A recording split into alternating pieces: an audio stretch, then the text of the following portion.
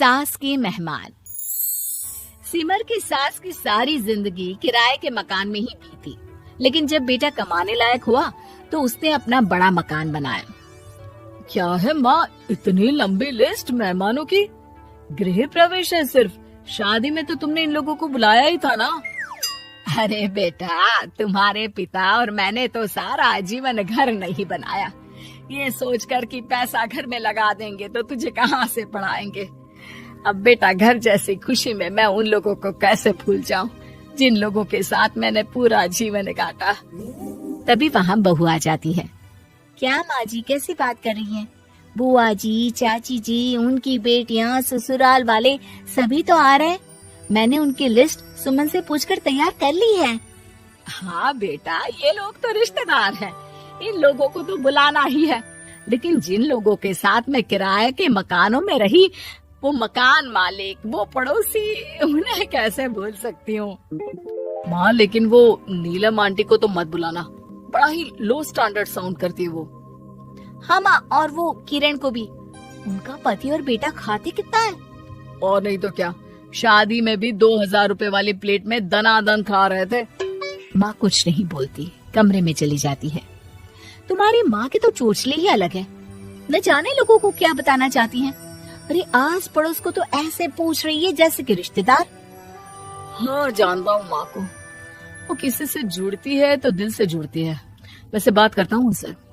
सभी अपने अपने काम में लग जाते हैं। सास को नींद आ जाती है और वो सो जाती है। लग रहा है कि गुस्सा होकर सो गई। कपड़े भी अपने बाहर फेंक कर गई हैं। बहू है ना, नौकरानी जैसी, कर लेगी काम। बड़बड़ करती बहू सास के कमरे में जाती है और कपड़ों को उनकी अलमारी में रखती है कि तभी उसके हाथ में एक एल्बम और कुछ खत लगते हैं। अरे ये क्या है?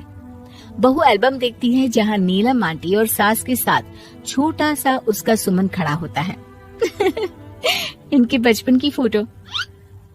वो सारी फोटो देखकर जब खत को खोलती है तो वो किरण का होता है। बहू खत पढ़ने लगती है। खत में लिखा होता है, तू पैसे की चिंता ना कर, सुमन की पढ़ाई में कोई कमी ना हो, हम पड़ोसी नहीं बहने हैं। तभी सास जग जाती है। अरे बहू, क्या हुआ? कुछ चाहिए था क्या? बहू बात घुमा देती है। माँ जी, वो इनकी फोटो देख रही थी नीलम आंटी के साथ। कितनी सुंदर लग रही है ना आंटी? हाँ, दिखा तो जरा फोटो। बहू सास को फोटो देती है। सास फोटो देखकर कहती है, याद आता है, तेरे ससुर जी तो थे नहीं, काम के लिए 10 दिनों के लिए शहर से बाहर गए थे। जब बेटा होने वाला था तब नीलम आंटी और अरुण अंकल ही थे। आंटी बेचारी रात भर मेरे साथ बैठी रही तो अंकल भाग भाग कर दवाई का इंतजाम कर रहे थे। बेटे के होने के बाद भी जब तक मैं घर नहीं आई मेरे पास ही रहे। रिश्तेदार तो आए थे मुंडन में 10 दिनों के बाद। बहू सुनकर खुश होती है। तभी नजर खत पर पड़ती है। माँ, ये किरण आंटी को आपने पैसे वापस कर दिए? हाँ, वो भी समझ कैसे कैसे किए मैं ही जानती हूँ। सुमन की पढ़ाई के लिए पैसों की जरूरत थी। रिश्तेदारों ने तो साफ बोल दिया था कि किसी होटल में काम पर लगा दो।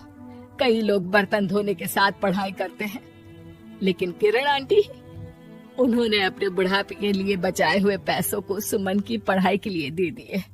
यानी कि आज ये जो कुछ भी है वो किरण आंटी के कारण ही ना? हाँ बहू, ऐसे ऐसे पड़ोसी हुआ करते थे जो किसी रिश्ते के नाम से नहीं बल्कि अपनेपन से भरे थे। फिर सास का बोलने का रुख तीखा हो जाता है। और फिर भी देख, सुमन इन लोगों को भी नहीं बुलाने दे रहा है। माँ, मैं बात करती हूँ, ये लोग सिर्फ आएंगे ही नहीं, हम लोगों के साथ रुकेंगे भी घर में, रिश्तेदारों की तरह। सास बहू बेटे से पूछकर एक एक घर जाकर पड़ोसियों को एक दिन रहने का न्योता दिलाते हैं। और फिर वो दिन भी आ जाता है जब घर में गृह प्रवेश होता है। अरे हम लोगों का कमरा कहाँ है? बड़ा कमरा देना हम लोगों को, खुला खुला।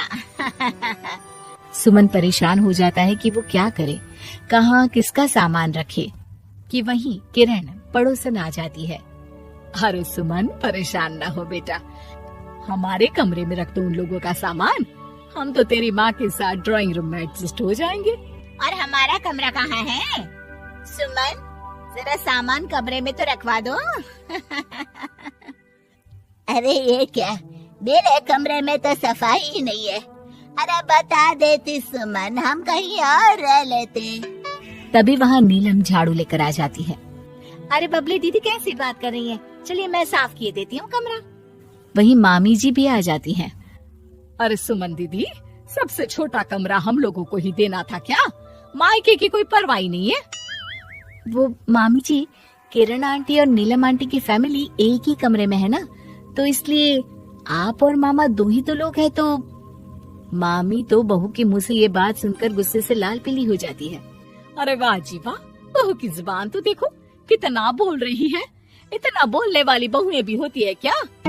अरे रहने दो, जब मेरी बहन ने ही मेरे बारे में नहीं सोचा तो किसी और से क्या उम्मीद करें। दोनों सामान पैक करके घर से निकल ही रहे होते हैं कि नीलम आ जाती है। अरे राकेश भैया, मैं भी सुमन की तरह ही तो हूँ। आप तो हम लोगों को इतने साल से जानते हैं। हाँ, तुम लोग तो मेरी बहन से चिपकी रही गोंद की तरह। खैर कोई बात नहीं, रहो बड़े कमरे में। तभी अरुण वहाँ आ जाता है, जो नीलम का पति है। अरे अरे भाई साहब, थोड़ा तो वक्त दीजिए, हम सारे छोटे कमरे में शिफ्ट हो रहे हैं।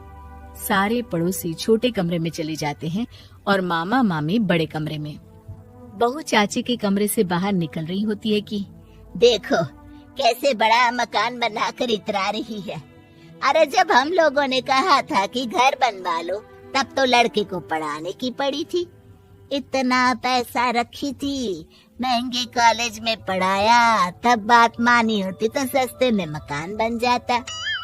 बहू आगे जाती है, जहाँ दोनों पड़ोसन भी आपस में बात कर रही थी।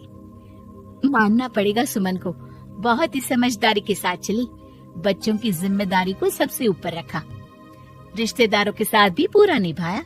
नहीं तो आजकल के रिश्तेदार। अरे सुमन के लिए तो हम हमेशा ही खड़े हैं। बहू तभी मामी के पास जाती है, जहाँ वो मामा से कह रही होती है, बस अब आ गए इसके घर।